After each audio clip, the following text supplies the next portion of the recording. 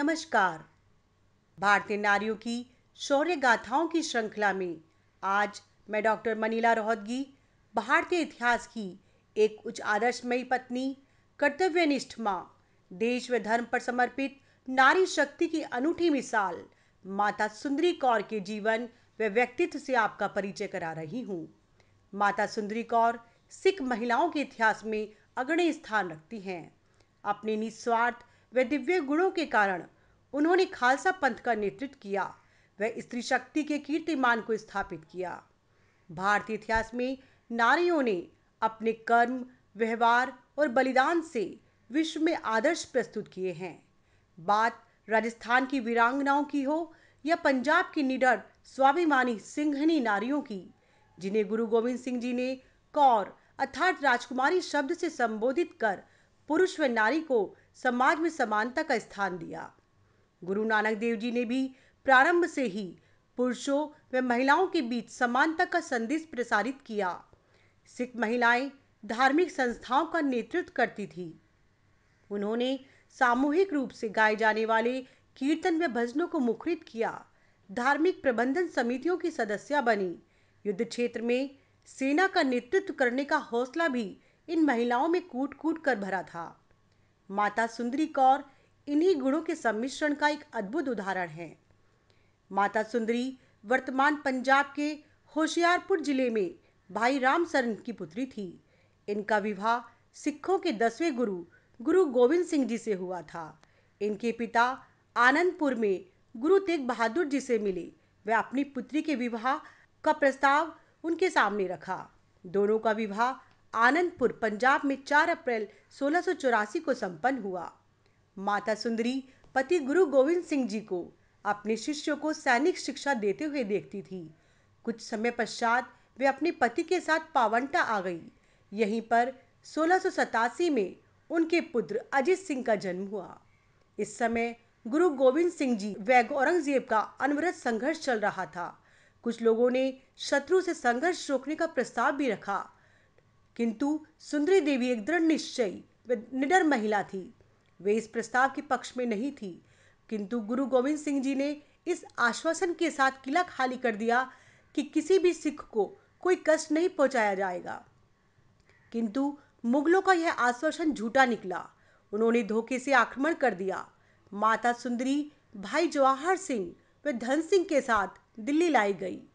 ये माता सुंदरी के लिए बहुत ही विकट परिस्थितियां थी। वे दिल्ली में अजमेरी गेट पर भाई जवाहर सिंह की हवेली में रहने लगी। इसी दौरान चमकौर के युद्ध में पुत्र अजित सिंह व साहिब जुझार सिंह की वीरगति का समाचार मिला। युद्ध के बाद गुरु गोविंद सिंह के 2 पुत्र साहिब फतेह सिंह व साहिब जोरावर सिंह अब उनकी माता गुजरी देवी के साथ एक गांव में रह रहे थे, किंतु सेवक गंगू के विश्वासघात के कारण मुगलों ने उन्हें कैद कर लिया। इस्लाम धर्म स्वीकार न करने के दृढ़ निश्चय के कारण दोनों पुत्रों को दीवार में चिनवा दिया गया। माता गुजरी जी इस आघात को सहन न कर पाई व उन्होंने अंतिम सांस ली। इस दुखद समाचार की सत्यता को पता करने के लिए माता सुंदरी दमदमा साहिब में गुरु गोविंद सिंह जी से मिली। गुरु गोविंद सिंह जी ने कहा, मैंने अपने 4 पुत्रों को सिख धर्म की रक्षा के लिए बलिदान कर दिया, किंतु मुझे बदले में हजारों पुत्र प्राप्त हुए हैं। इन शब्दों को माता सुंदरी ने एक गर्विणी मां के रूप में स्वीकार किया और दिल्ली वापस आ गई। यहाँ उन्होंने अपने पुत्र अजित सिंह से मिलते जुलते एक बालक को गोद ले लिया व उसका नाम अजित सिंह ही रखा। वह उसका पुत्रवत लालन पालन किया।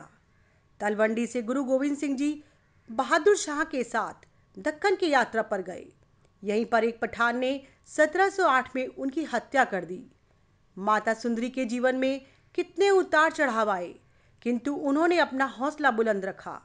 मध्यकाल का यह वह समय था जब स्त्रियों को पर्दे में रखा जाता था, किंतु सिख पंथ ने स्त्रियों के प्रति अत्याचार करने वालों को सिख धर्म में शामिल नहीं किया। ऐसे समय में सिख पंथ ने माता सुंदरी की शक्ति व सामर्थ्य को पहचानते हुए उन्हें खालसा पंथ का नेतृत्व करने का निवेदन किया। माता सुंदरी ने कर्तव्य को पूरा करते हुए स्वयं 40 वर्षों तक खालसा पंथ की जिम्मेदारी निभा ली। उन्होंने हुक्मनामा जारी किए, जिस पर उनके नाम की मोहर को अंकित किया जाता था। खालसा पंथ के उत्साहवर्धन हेतु वे पत्र भी लिखा करती थी। इन हुक्मनामों में वे अपने सिखों को अपने प्रिय पुत्र के रूप में संबोधित करती थी। उन्होंने सांझा चूल्हा चलाने के लिए सिखों को प्रेरित किया।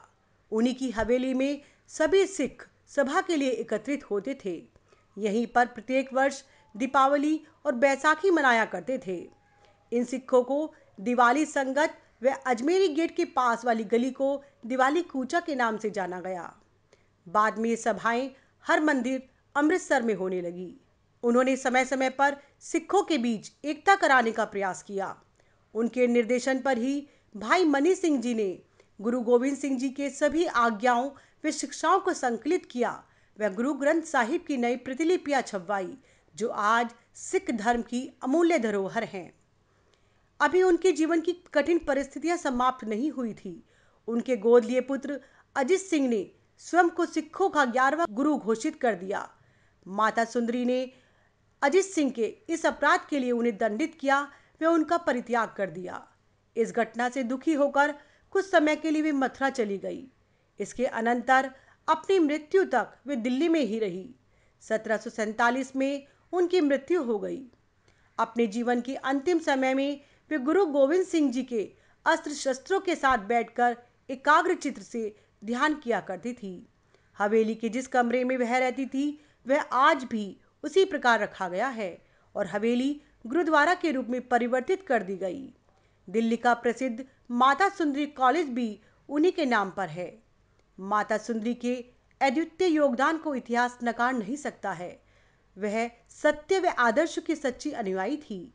पत्नी के रूप में, माता के रूप में, एक नेतृत्वकर्ता के रूप में उन्होंने पूरे साहस व जिम्मेदारी से कार्य किया। मुगल शासक भी उनका सम्मान करते थे। माता सुंदरी सिख इतिहास में ही नहीं वरन संपूर्ण भारतीय इतिहास में एक दैदीप्यमान सितारे की तरह हैं। प्रत्येक भारतीय को उनके उच्च चरित्र व आदर्शों से परिचित होना चाहिए व उनसे प्रेरणा लेनी चाहिए। उच्च आदर्शमयी मातृशक्ति माता सुंदरी कौर को मेरा नमन। धन्यवाद।